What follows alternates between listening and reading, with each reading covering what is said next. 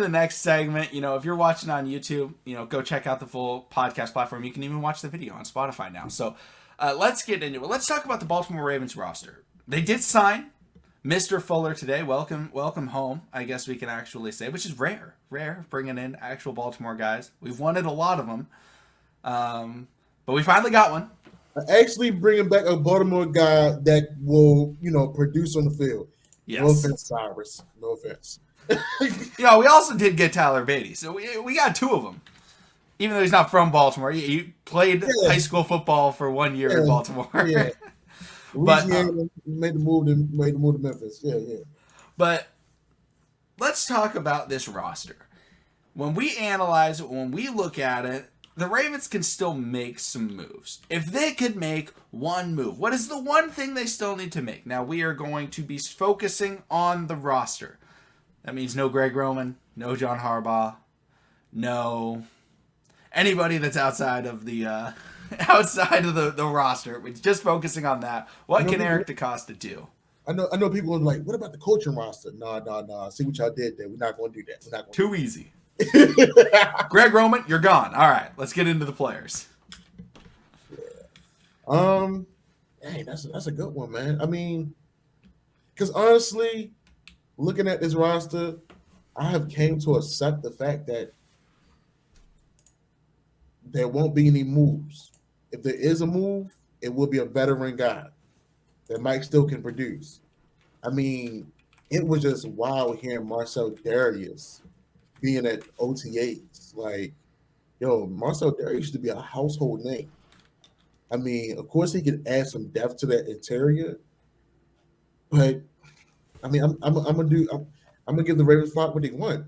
The one spot that the Ravens still need to fill is wide receiver.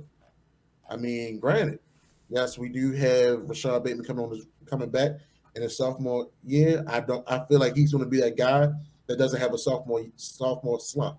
I feel like he's the guy that's going to continue to progress and develop and become the wide receiver that we know he can be. But we talked about this a lot. Lamar Jackson never had in his career in the NFL what Joe Flacco had. And Joe Flacco had a savvy vet that also can still produce. He had Anquan Bolden. He had Derek Mason. He had Steve Smith Sr. He even had Mike Wallace. I know people. If someone says Jeremy Maclin I was going to say Jeremy Maclin. I'm going to roast you. Just know that. But literally, I mean, you had security. Joe Flacco had security blankets, and they was utilized. So right now, granted, the wide receiver the vets, that the room is slim pickings. I mean, it's only Julio Jones, T.Y. Hilton, Will Fuller. We just named three guys that's technically injury prone, but back in their day, they can give you some good production. So I mean, that's the thing, So now it's just finding a guy that really can understands the scheme, that fits right in, and doesn't demand a lot, and just also be a real leader to this young wide receiver core. I mean, granted, I have accepted that the fact that this is the wide receiver core we're going to go into the season with. I mean, I'll take this over the 2019 wide receiver core any day. A lot of these young men have for sure hands. I don't think between Prochet and Duvernay, even in the NFL, I don't think they have over 10 drops combined. So I mean, I know he's saying give the young guys a chance, but at the same time, if you want Lamar Jackson to still stay here, if you want Mark Andrews to still stay healthy and not get beat up and banged up the whole season, you're going to need someone that has for sure hands, that can still get up and down the field, that can still be a security blanket, that still can get you touchdowns. I mean, heck. I mean, they gave away Hollywood. I would see if Arizona wants to spin the block back and give me AJ Green just to get back in the AFC North. I'm just saying he produces out there still. So, I mean, that's a position that I feel like we can answer. We should answer. Yeah, for me, I think wide receiver is the spot. But I really like the Ravens young core. So what I want to do is I want to allow this Ravens young core to play. Mm-hmm.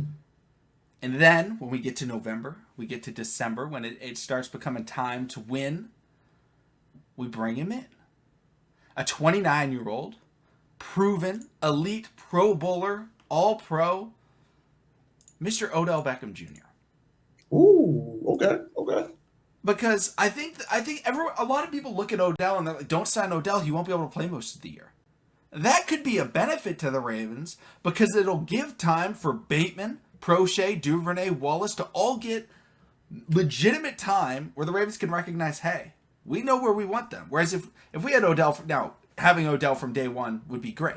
I'm not trying to say it's better that he won't play, but I'm just saying it's not a terrible thing because we could learn, hey, Devin Duvernay's really nice in trip sets, lining up as the outside wide receiver. Or, hey, Tylan Wallace, we need to put him on the right side of the field like he did in college. That's where he's the best. Send him on some deep routes. We can just mix and match and explore what the best options are. And then when we get Odell, the Ravens know what they're going to get out of Odell. A crisp route runner with really good hands. And fantastic after the catch. And he came in to L.A. For some reason, I was thinking St. Louis, which that tells you how old I am. It feels like they're still in St. Louis. But overall, when he left Cleveland, he played in 6 games for Cleveland last year, had 17 receptions for 232 yards, 0 touchdowns. Goes to L.A., 8 games, 305 yards, and 5 touchdowns on 27 receptions. Okay. He became a guy that could finally get back into the end zone, which he had not done in Cleveland. He had 3 career touchdowns in Cleveland. 3. Wasn't scoring. Baker Mayfield was not getting him that football. But you look back at his New York Giants days, and you think, wow, why did he fall off? I wrote an article about this back in 2020 when he went to the Cleveland Browns, talking about how the best comparison for him is Randy Moss. Because he was dominant when he came into the league. You know whose records he was breaking in time? Randy Moss's. I mean, he was coming in, getting touchdowns, getting yards. Started off 10-plus touchdowns his first 3 years. Like, he was dominant in New York. And then he went to a new team. Randy Moss did the same thing. He was dominant in Minnesota. Then he was like, I'm out. Where did he go? The Raiders. Yeah. Where did Odell go? The Browns. Did not have great quarterback play. Kind of struggled to get things going. Had a little bit of injuries. But then, a team with a good quarterback and a system says, hey man, you want to come out? You want to come out and play? That was Mr. Bill Belichick for Randy Moss, and that was Mr. Sean McVay for Odell Beckham Jr. And both of them came out, and they both were fantastic. Randy Moss came in 2007, put up the greatest wide receiver season in history. Tom Brady put up at that point, the best passing season ever in terms of touchdowns and everything. Like, it was unbelievable. What Randy Moss was able to do with Tom Brady, Odell Beckham Jr. can be that guy. Now, am I expecting if the Ravens sign him for him to be like prime Randy Moss? No. But a change of scenery can be very good for these wide receivers that are on the diva side. Randy Moss was a diva. Terrell Owens was a diva. Right. Odell Beckham Jr. is a diva. And when you're a diva, you got to be happy for you to have success. A lot of times when things stop going your way, you start getting frustrated and you start playing worse. That's what happened to Odell in Cleveland. Baker's missing throws and it's cyclical. Odell gets mad at Baker, and then Baker doesn't want to throw him the ball. He gets more mad and he starts playing worse, and then it just keeps going and going. Odell has said that he wants to play with Lamar Jackson. Odell would have fun with Lamar Jackson, and when guys are having fun, Odell was having fun in LA. He is the type of player where when he's having fun, it's a good thing. Same with Lamar Jackson. When he's having fun, it's a good thing. Odell Beckham Jr. would not play right away, but that would allow the Ravens to see who they have. And then when they get Odell in November or December, they can put him into the lineup and they can, really get going. Because he didn't play a lot with the Rams. Like, he missed the first 8 games with the Rams. and then he played for him. So like he was able to step in and develop that chemistry with Matthew Stafford really quickly.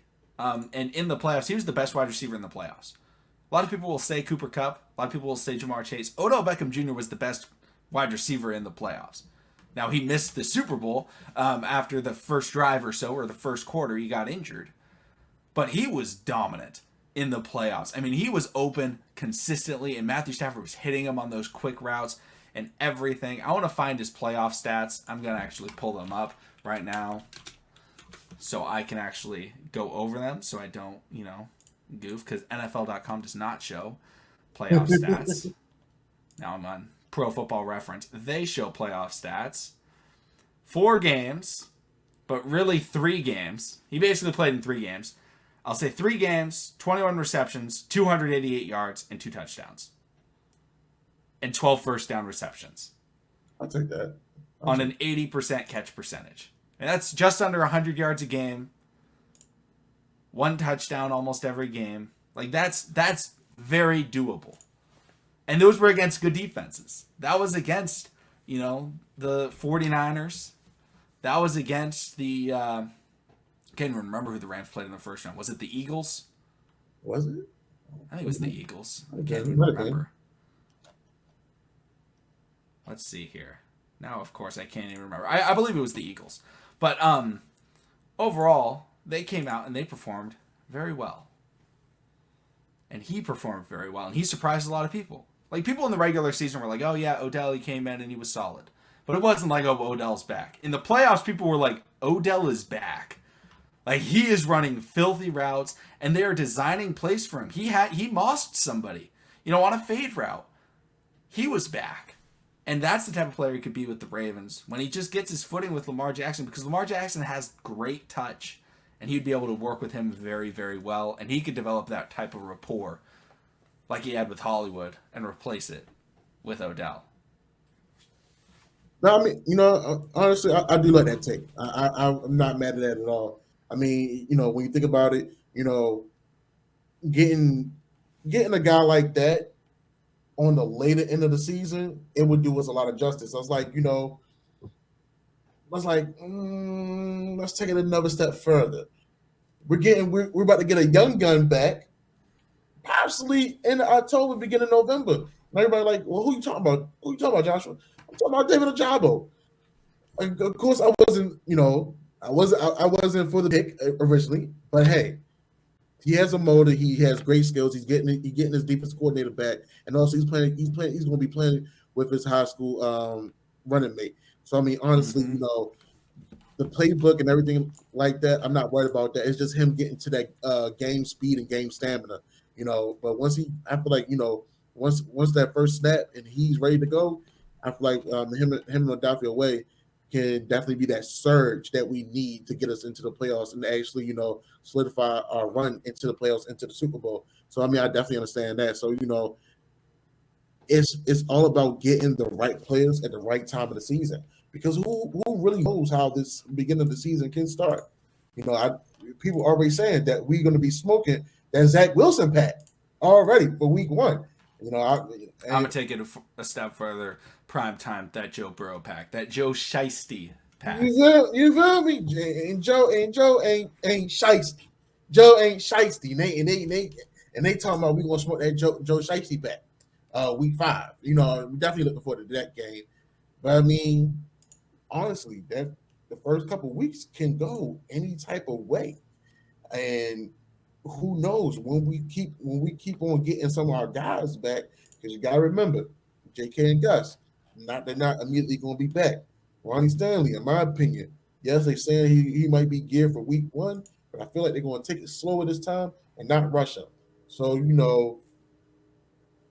getting some of those guys that really can be that driving force, and even like Odell, maybe a Julio Jones, even a Will Fuller, at the right time in the right position, they can help us get into that playoff contention. So no, I definitely agree with that. Absolutely. Guys, please let us know if you think the Ravens should make a move. And I also found out Spotify, you can put polls and questions for listeners. So if you guys are listening on Spotify or if you're watching on YouTube, make sure to answer the question that I'm going to put in the comment section because we want to know what you guys think. What's the move the Ravens still need to make? And then also, if you're on Spotify, should the Ravens trade Mark Andrews? And what would you be willing to trade him for? And you can put a ridiculous trade. You could say, I would trade him for, Aaron Donald and Cooper Kupp. Like, you can have fun with it. It doesn't have to be a realistic trade. Whatever it is. 30 first-round picks. That's all good. Guys, let us know what you guys are thinking about it. Thank you so much for watching. Make sure to subscribe down below for daily Ravens content. If you're listening on the podcast platform, follow, subscribe, rate 5 stars. Leave a review. There's so many platforms going on. With every single one has a different name. But thank you so much. Hopefully you enjoyed, and we will see all of you again next time.